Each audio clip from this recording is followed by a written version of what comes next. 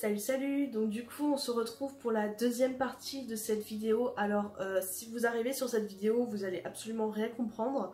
Donc je vous invite vraiment à cliquer sur le petit i de ma première partie qui va s'afficher là, parce que sinon vous n'allez rien comprendre. Alors regardez la première partie, hein, parce que vous allez complètement être perdu, voilà. Alors du coup, pour vous qui avez suivi, donc je vous ai expliqué un peu la partie viol, etc. De toute façon, ne vous inquiétez pas, je ferai une vidéo exclusivement pour parler du viol et de tout ce qui entoure tout ça.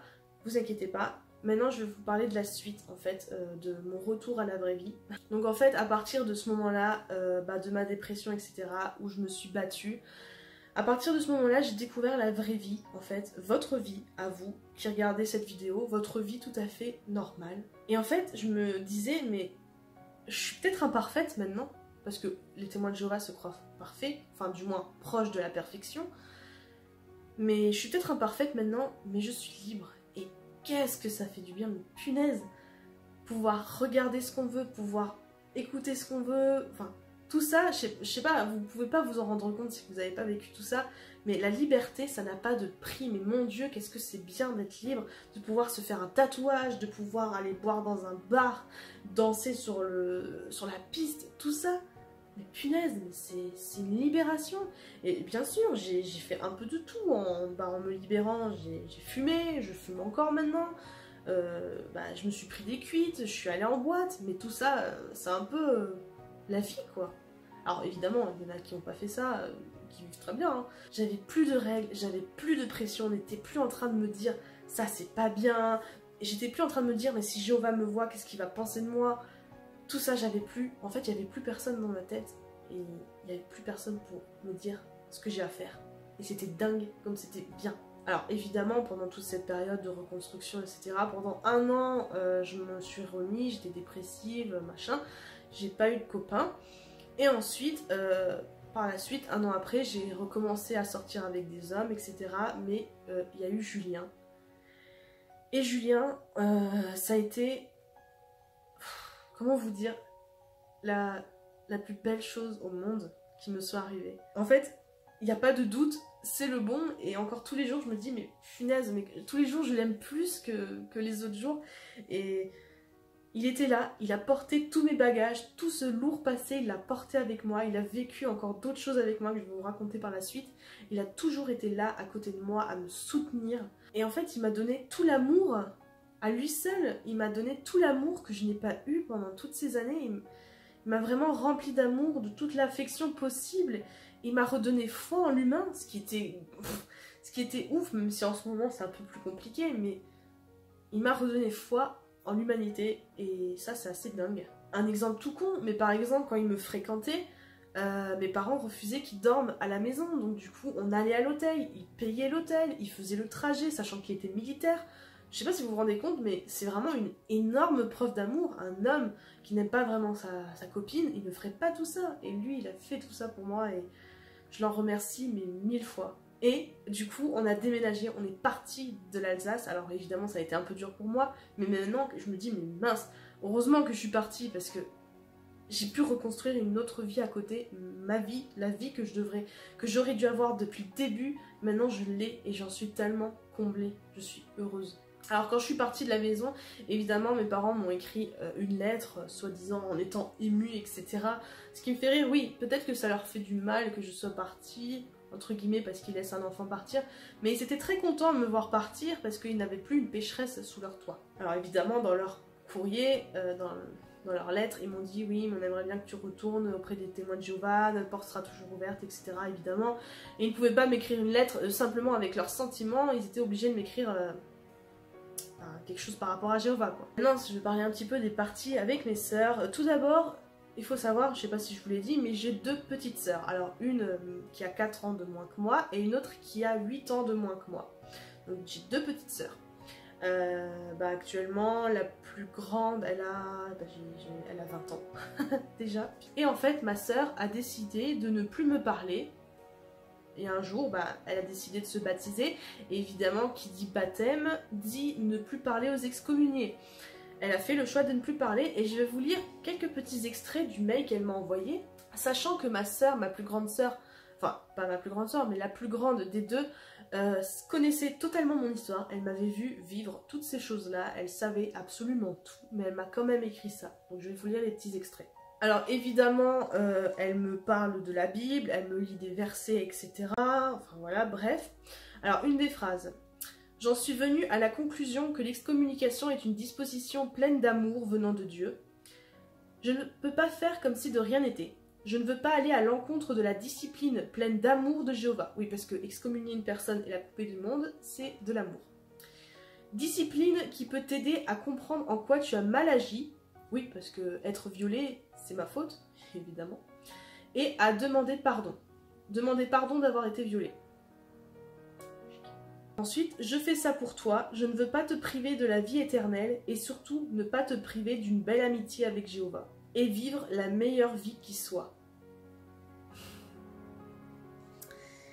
Sachant qu'elle connaissait toute mon histoire, donc je vous laisse imaginer ce que ça m'a fait quand j'ai reçu ce mail. Voilà, donc en fait j'ai perdu à ce moment-là une de mes sœurs, premièrement. Et c'est à ce moment-là que j'ai fait ma première vidéo, du coup, et que j'avais mis sur YouTube, voilà. Et entre-temps, je me suis rapprochée de ma tati. Alors, ma tati a été excommuniée bien longtemps avant moi, et du coup, déjà bien avant, quand j'étais témoin de Jéhovah, on ne lui parlait quasiment plus parce qu'elle était excommuniée. Donc j'ai fait partie de ces personnes qui ne parlaient pas aux excommuniés, et je m'en veux beaucoup. Donc du coup, avec ma tati, j'ai repris des nouvelles parce que on était deux excommuniés en fait. Je lui ai raconté mon histoire. Il faut savoir qu'elle a été extrêmement choquée de la soumission de ma mère. Elle ne pensait pas que ma mère, donc sa sœur, pouvait défendre mon père, défendre les témoins de Jéhovah, alors que j'avais vécu tout ça. Elle a été très choquée parce que bien sûr c'est sa sœur évidemment. Et aussi j'ai appris qu'il y a des mensonges tournés sur moi dans la famille, notamment que j'étais gothique. Alors là j'étais mais morte de rire. Mes parents ont trouvé rien de mieux comme mensonge de dire que je suis gothique. Parce que ma tati, la première fois qu'elle m'a vue, elle m'a dit mais t'es pas gothique? Ah non.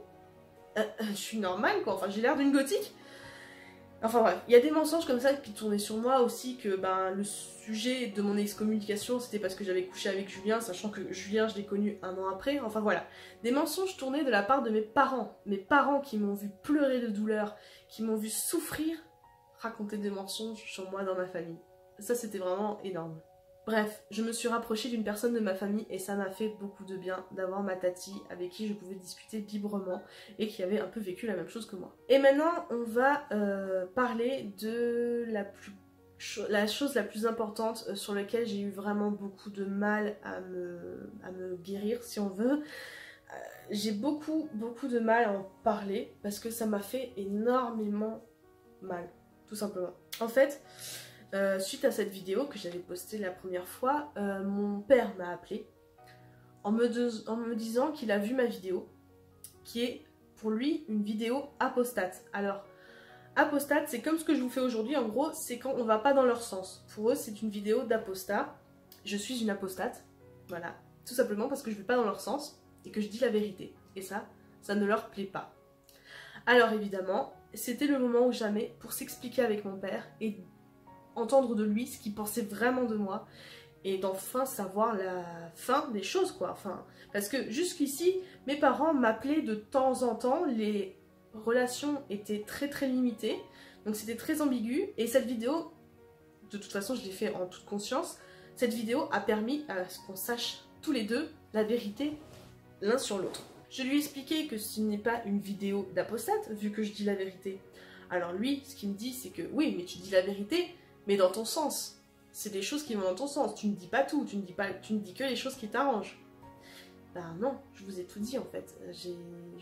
Ouais, les témoins de Jéhovah, machin, c'est bien et tout. Non, ça m'a fait souffrir, donc je vais pas vous dire le contraire. Donc je lui dis bien que dans cette vidéo, j'ai voulu dire la vérité, que j'ai été violée, que j'ai été jugée pour un viol alors que ce n'était pas ma faute, que j'étais la victime, etc.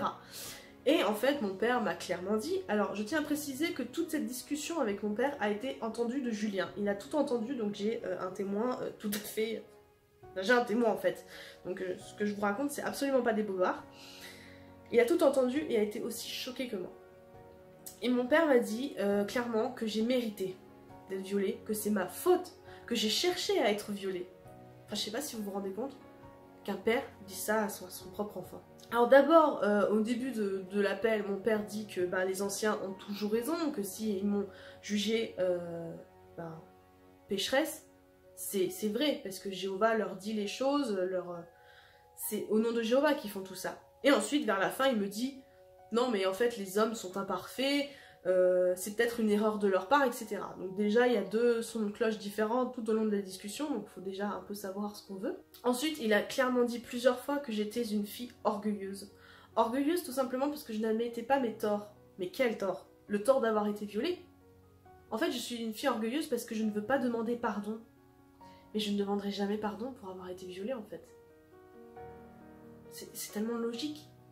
Et du coup, il me dit que je suis orgueilleuse. Si c'est ça l'orgueil, ah bah alors je veux bien être orgueilleuse dans ce cas. Il me dit aussi que Jéhovah, la Bible, etc., que la religion passe avant les enfants. Bon, ça de toute façon, il me l'avait déjà dit une autre fois, donc ça m'a absolument pas choquée. Et qu'il ne voulait pas perdre sa place au paradis, parce qu'en parlant à une pécheresse, il parle aux excommuniés, et c'est interdit de parler aux excommuniés. Donc du coup, il n'a pas envie de perdre sa place au paradis. Non. Il n'a pas envie de mourir avec tout le monde, à l'Armageddon, non. Du coup, faut pas parler à sa fille. Ensuite, il a également dit, oui, mais tu sais, j'ai pleuré pour toi, j'ai été très émue, etc. Ça nous a fait beaucoup de mal. Je dis, non, mais attends, t'as pas pleuré parce que je venais d'être violée, t'as pas pleuré avec moi parce que j'avais souffert une douleur incommensurable. T'as pleuré juste parce que ta fille était excommuniée, c'est tout. Il ne m'a jamais répondu à ça. Il m'a également dit que c'était pas à lui et à ma mère de porter plainte avec moi, que c'était pas leur boulot de le faire. Il a dit que c'était à mes grands-parents d'aller m'accompagner porter plainte, bien évidemment. Sachant que mes grands-parents, je leur ai jamais parlé avant il y a quelques mois là. Donc, en fait, mes parents n'ont pas le rôle de parents, et c'est bien là où je veux en venir depuis le début de la vidéo, c'est que pourquoi je les appellerais parents alors qu'ils m'ont traité d'une manière comme si j'étais une merde pour eux. Alors évidemment, il a dit que je vais être punie pour mes péchés, que je vais vouloir revenir, qu'un jour je reviendrai auprès des témoins de Jéhovah parce que je ne pourrais pas vivre dans ce monde horrible, et que un jour ou l'autre, il fallait bien que j'admette que c'est Jéhovah le seul vrai Dieu. Et au moment des adieux, ça a été vraiment le coup de grâce, parce que quand j'ai dit adieu à mon père, parce que je lui ai dit clairement, ça ne sert plus à rien qu'on se parle, de toute façon, vous n'allez plus me parler non plus, donc autant qu'on se dise adieu, puisqu'il n'y a plus d'amour, il n'y a plus rien entre nous. Mon père a souri au téléphone, ça se sent quand quelqu'un sourit au téléphone, et il m'a dit, non, on se dit pas adieu, on se dit au revoir. Il me dit comme ça. Parce que je sais que tu vas revenir. Mon père a souri au téléphone, alors que moi, j'étais en larmes, comme jamais. Et vraiment, ce coup de fil, ça a été vraiment la chose la plus dure. Le viol, à côté, c'est rien. C'est vraiment ce coup de fil qui m'a vraiment fait le plus de mal. Et ce coup de fil, il date pas d'il y a très longtemps, il date d'il y a 1 an. Alors maintenant, je veux vous poser la question à vous, vous qui regardez ma vidéo. Est-ce que vous pensez réellement que mon père et ma mère méritent le titre de parents? Alors certes, ils m'ont élevé, certes, ils m'ont nourri, mais ils m'ont traité comme de la vraie, désolé du mot, de la vraie merde. Dire de moi que j'ai mérité d'être violée, que j'ai mérité ce qui m'arrive, que je suis une fille orgueilleuse, etc., qui ne m'ont pas soutenue, ils m'ont pas emmené porter plainte, tout ça, est-ce qu'ils méritent réellement le terme de parents? Non, je ne crois pas. Et si vous pensez ça, je ne comprends pas. Donc voilà où je veux en venir. Ce n'est pas ma famille, ce sont juste 2 personnes qui m'ont élevée. C'est tout. Du coup, suite à tout ça, mon beau-père, gentil comme il est, il a cherché l'association qui s'occupe des victimes de sectes, et je lui en remercie fortement parce que du coup, j'ai fait un témoignage auprès de l'ADFI, c'est l'association des victimes de sectes, exactement. Donc si vous êtes victime de secte, je vous invite vraiment à rejoindre cette association, à aller vous renseigner, etc., à donner votre témoignage, parce que les 3 femmes là-bas qui m'ont écouté pendant des heures parler de mon histoire m'ont fait plus de bien que tous les psys au monde que j'ai rencontrés pendant tout ce temps. C'était des femmes en or qui savaient exactement de quoi je parlais, qui comprenaient tout et qui avaient les mots en fait pour me réconforter.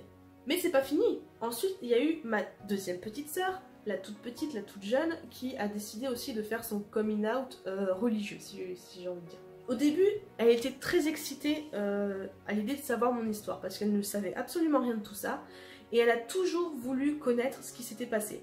Toujours, elle m'a toujours fait comprendre qu'elle voulait savoir ce qui s'était passé. Et en fait, le jour où elle voulait se baptiser, elle m'a envoyé un message, de toute façon je vais vous en lire les extraits, et du coup on en est venu, je lui ai dit, mais tu veux savoir mon histoire avant de ne pas vouloir me couper de ta vie quand même, parce qu'on ne juge pas sans savoir les choses. Et en fait, elle m'a dit, oh bah en fait non, finalement, bah, le jour où je voudrais le savoir, je demanderai aux parents. Alors déjà, vu ce que les parents disent sur moi auprès de la famille, je ne sais même pas ce qu'ils vont dire auprès de ma petite sœur pour expliquer mon histoire. Hein. Évidemment, ils vont pas lui raconter la vérité. Évidemment, ça serait dangereux. Et du coup, je vais vous lire quelques extraits du message de ma petite sœur, sachant que ma petite sœur est très jeune, je trouve, et qu'elle est très naïve, et surtout, bah, elle ressent vraiment de l'amour pour moi. Dans son message, elle me dit plein de mots d'amour, elle me montre son affection, alors que mon autre sœur, alors elle, c'était un mail, comme vous avez entendu, c'était un mail d'origine récitation. Ma petite sœur, elle était vraiment très émue, et je l'ai vraiment ressenti, et c'est là où c'est le plus dur en fait, c'est qu'elle, elle suit juste ce qu'on lui dit de faire. Je vais vous lire quelques petits extraits. Alors, donc elle me dit qu'elle m'aime, etc. Hein, ça je vais pas vous le lire. Je sais qu'en limitant nos contacts, je peux te sauver la vie. J'ai vraiment envie que tu reviennes à Jéhovah pour que je puisse te resserrer dans mes bras, sentir ton odeur de toi. Et surtout pour que tu puisses vivre et voir tous les bienfaits qu'il a à t'offrir. Donc vous voyez, c'est vraiment de l'amour pur et dur, mais voilà quoi. J'espère que mon message te donnera un déclic. J'espère que ce monde ne va pas être détruit avec toi. Fais les bons choix. Oui, parce que vous qui me regardez, vous allez tous être détruits hein, aussi, hein, évidemment, si vous n'êtes pas témoin de Jéhovah. Je veux que tu vives. Voilà, donc ma petite sœur a vraiment peur que je meure. Et c'est parce que tout simplement, ils ont ces croyances-là. Elle a simplement peur, et elle est très jeune aussi, donc c'est difficile pour elle de se placer. Alors que mon autre sœur, elle, c'est juste parce qu'elle a peur du monde. Elle est tellement habituée à être dans ce cocon de témoin de Jéhovah que... bah, qu'elle n'a pas envie d'en sortir, elle a la trouille en fait. Donc en fait c'est très dur parce que c'est vraiment, l'excommunication c'est vraiment une tactique pour te faire revenir chez les témoins de Jéhovah, pour que tu souffres tellement de ne pas avoir ta famille avec toi, que, bah, que tu reviens juste parce que tu te sens seule. Et ça c'est vraiment horrible. Mais il faut savoir que je ne reviendrai jamais chez eux. Ils m'ont tellement fait souffrir que jamais je ne remettrai les pieds. Par contre, mes sœurs, peut-être qu'un jour elles viendront vers moi en disant bah t'avais raison. Et ça, je le souhaite de tout mon cœur. Ce qui est triste, c'est qu'elle croit vraiment me sauver la vie en faisant tout ça, alors qu'il n'en est rien, et c'est ça qui est dingue. Donc cette vidéo ne va pas tarder à se finir. Je vais vraiment vous faire la morale de tout ça, de tout mon passé, de toutes ces histoires que je vous ai racontées dans ces deux parties. J'espère déjà que la vidéo n'a pas été trop dure pour vous à regarder de par le temps, mais aussi de par les histoires. Ça ne vous a pas trop saoulé, peut-être que ça ne vous a pas trop parlé non plus, parce que vous ne connaissez pas tout ça. Mais j'espère vraiment qu'elle vous aura sensibilisé sur tout ça. Mais maintenant, le plus important en fait de ces deux vidéos, c'est la morale de tout ça. Il faut savoir que maintenant, mes parents, les témoins de Jéhovah, tous ceux qui ont fait partie de ma vie avant ne peuvent plus m'atteindre. Ils n'ont plus aucun moyen de m'atteindre, puisque plus personne ne me parle. Donc maintenant, je suis tout à fait saine et tranquille. Et j'ai pu guérir de tout ça. J'ai pu m'autothérapiser, ça se dit pas. J'ai pu me faire une autothérapie pendant toutes ces années. J'ai vraiment beaucoup travaillé sur moi-même. Et j'ai réussi à pallier à tout ça. Maintenant, je travaille sur d'autres points. Le fait que je n'ai pas eu d'affection, etc. Ce que ça engendre sur ma vie actuelle. Mais en ce qui concerne mon passé, le viol, etc. je ne ressens plus rien. Je ne ressens plus rien pour cette famille qui n'est plus la mienne en fait. Et qui n'a finalement jamais été la mienne. Donc du coup, c'est pas impossible, et c'est ça que j'ai envie de vous dire, c'est pas impossible de guérir de tout ça. Vous avez souffert, vous avez été traité comme de la merde, vous n'avez pas eu d'amour, pas d'affection, vous avez été violé.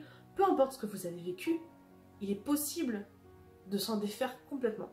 Ce que je veux vous dire, c'est que personne, absolument personne sur cette terre n'a à vous dicter votre conduite.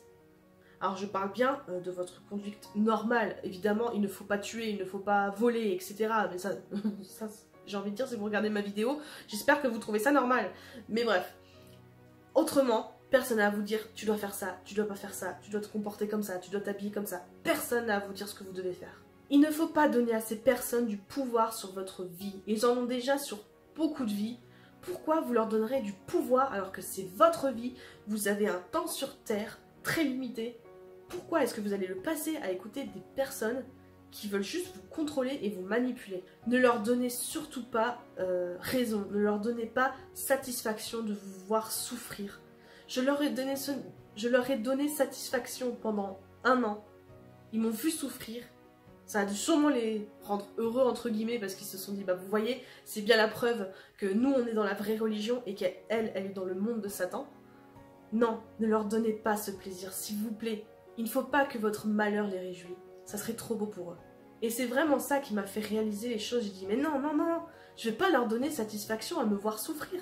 Ils n'ont pas de pouvoir sur moi. Je dois être heureuse et je le serai.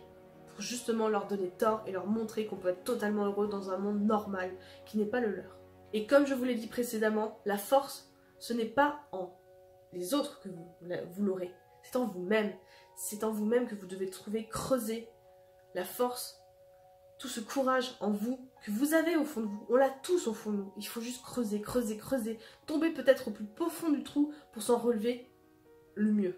En fait, vous devez vraiment marcher avec fierté, la tête haute, parce que ça sera vraiment la chose qui les fera le plus rager. Plus vous serez heureux, plus ça prouvera qu'ils ont tort, et ça, c'est vraiment votre force à vous.